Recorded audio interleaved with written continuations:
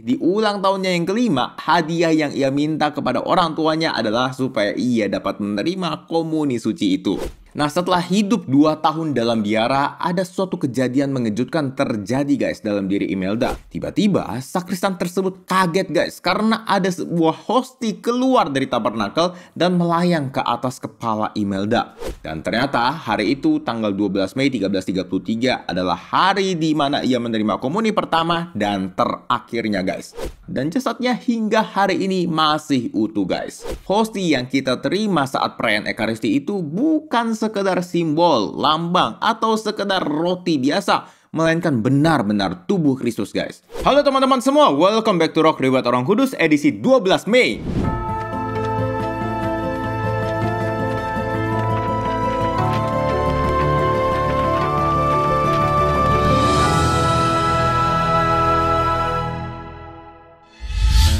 Hari ini kita akan membahas riwayat dari Beata Imelda Lambertini, pelindung penerima komuni pertama.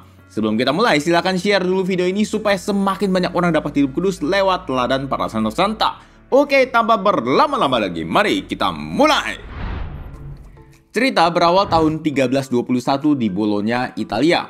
Lahirlah seorang anak perempuan cantik bernama Imelda Lambertini dalam keluarga bangsawan militer Katolik yang saleh. Hidup berkecukupan tidak membuat ayah dan ibunya berfoya-foya, melainkan mereka justru mengajarkan Imelda untuk murah hati dan ringan tangan kepada orang lain, bahkan yang tidak ia kenal sekalipun. Nah, teman-teman yang sejak kecil sudah Katolik pasti pernah nih merasakan rasanya penasaran gitu ya, pengen menerima hosti kudus. Begitu juga Imelda guys, ia punya keinginan yang sangat dalam untuk menerima hosti kudus. Sampai-sampai nih di ulang tahunnya yang kelima, hadiah yang ia minta kepada orang tuanya adalah supaya ia dapat menerima komuni suci itu. Namun sayang, orang tuanya nggak bisa mengabulkan permohonannya karena ketentuan saat itu untuk menerima komuni pertama ialah berusia minimal 12 tahun. Ya sekitar SMP kelas 1 gitu guys. Kalau sekarang sih kan udah lebih muda lagi ya, sekitar kelas 3 atau 4 SD udah bisa terima. Kalau aku pribadi sih terima komuni pertama itu kelas 4 SD. Gimana kalau teman-teman? Boleh share di kolom komentar ya. Nah, karena terhalang peraturan, putri tunggal keluarga Count Egano Lambertini ini tentu kecewa guys. Tapi dia nggak serta-merta ngambek kayak anak-anak pada umumnya, karena dia tahu suatu saat dia pasti akan menerima tubuh Kristus itu. Untuk seukuran anak umur 5 tahun, dewasa banget kan ya pemikirannya. 4 tahun setelahnya, ayah dan ibunya kaget mendengar keinginan Imelda untuk masuk biara Dominikan di Val di Pietra. Walau berat melepaskan, namun Imelda tetap mendapat dukungan dari kedua orang tuanya itu. Karena tentu mereka tidak akan bisa melawan kehendak Tuhan guys. Imel sangat senang karena pikirannya kalau dia masuk susteran, dia bisa secepatnya menerima hosti kudus. Tapi ternyata Mother Overste atau bisa dibilang kepala biaranya tetap berpegang pada aturan gereja saat itu. Sehingga Imel harus kecewa untuk kedua kalinya. Dan hanya dapat mengungkapkan kerinduannya terhadap hosti kudus dalam doa. Kehidupan religius di dalam biara membawa Imel semakin dekat kepada Tuhan. Ditambah lagi, ia mulai mengidolakan seorang santa di abad awal bernama Santa Agnes. Kisah hidupnya udah pernah kubahas. Teman-teman yang pengen tahu riwayatnya bisa cek description box ya. Nah, setelah hidup 2 tahun dalam biara, ada suatu kejadian mengejutkan terjadi guys dalam diri Imelda. Waktu itu setelah merayakan misa tanggal 12 Mei tahun 1333, Imelda berdoa sambil berlutut di tempat kur, sedang seorang sakristan atau kita sebutnya koster ya, sedang membereskan peralatan misa. Tiba-tiba sakristan tersebut kaget guys karena ada sebuah hosti keluar dari tabernakel dan melayang ke atas kepala Imelda. Sontak koster tersebut langsung memanggil pastor karena ia nggak tahu harus bagaimana. Imelda sendiri sadar bahwa ada hosti di atas kepalanya, namun dia nggak serta-merta langsung ngambil karena dia tetap taat pada peraturan gereja. Pastor yang datang kemudian sadar bahwa inilah cara Yesus menjawab kerinduan hati Imelda, sehingga ia mengambil patena dan meletakkan hosti itu di atasnya lalu memberikannya kepada Imelda. Oh ya, buat yang nggak tahu patena itu apa, jadi patena itu adalah piringan yang biasanya diletakkan di atas piala sebagai wadah bagi hosti yang dikonsekrasi oleh pastor. Nah, sambil menutup mata dan menangis, Imelda menyambut tubuh Tuhan untuk pertama kalinya dengan disaksikan oleh kolega-koleganya di biara. Dan ternyata hari itu tanggal 12 Mei 1333 adalah hari di mana ia menerima komuni pertama dan terakhirnya guys.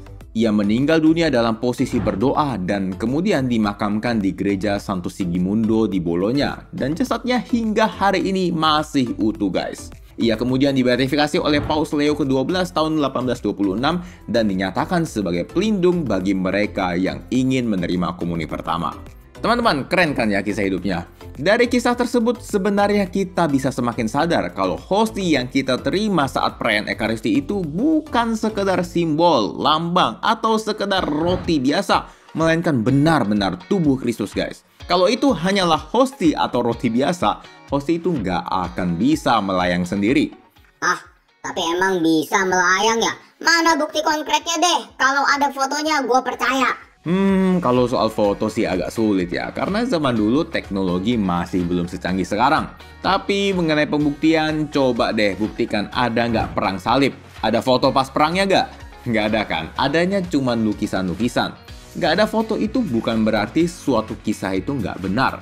Dan di samping itu, gereja juga nggak akan sembarangan mengakui suatu mukjizat guys, karena bisa jadi bumerang untuk gereja sendiri bila mukjizat tersebut ternyata palsu. Kisah Beata Imelda ini adalah salah satu yang sudah diakui karena memang banyak saksi matanya. Back to topic, kita bisa tahu kalau itu adalah tubuh Yesus sendiri karena Yesus sendiri mengatakan di perjamuan malam terakhir, "Inilah tubuhku yang diserahkan bagi kamu." Bukan inilah simbol atau lambang tubuhku kan? Oh iya ya, terus kenapa kita harus makan tubuh Tuhan? Bukannya jadinya kita kayak kanibal ya? Yesus sendiri mengatakan seperti ini guys. Barang siapa makan dagingku dan minum darahku, ia mempunyai hidup yang kekal. Dan aku akan membangkitkan dia pada akhir zaman. Sebab dagingku adalah benar-benar makanan dan darahku adalah benar-benar minuman.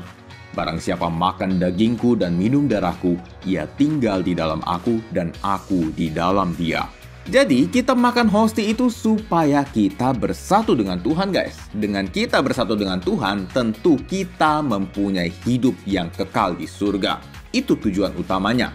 Nah, oleh karena itu teman-teman sekalian, terutama yang sedang mau terima komuni pertama, boleh banget nih untuk berdoa dengan perantaraan Beata Imelda Lambertini supaya dapat semakin merasakan kehadiran Tuhan di dalam hosti suci yang kita terima pada saat Ekaristi. Beata Imelda Lambertini, doakanlah kami. Amin.